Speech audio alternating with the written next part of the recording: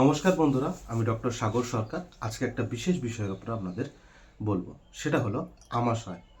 যে সব মানুষের দিনে অন্তত 3 থেকে 4 বার টয়লেটে যেতে হয়, আমাশয় লেগেই থাকে, পেটে কুনকুন করে যন্ত্রণা করে, তো তাদের জন্য বিনা ওষুধে একটা টোটকা বলবো।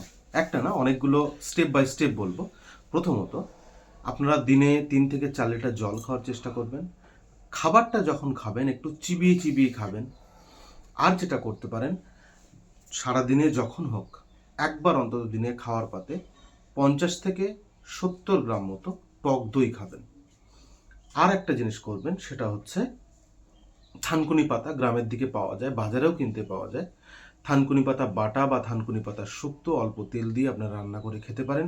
তাতে আপনাদের পেটে আমাশয়ের দিক থেকে অনেকটা আরাম হবে। এইভাবে যদি বিগত 1 সপ্তাহ থেকে 3 সপ্তাহ পালন করতে পারেন, পুরোপুরিভাবে আমাশয় ভালো হয়ে যাবে।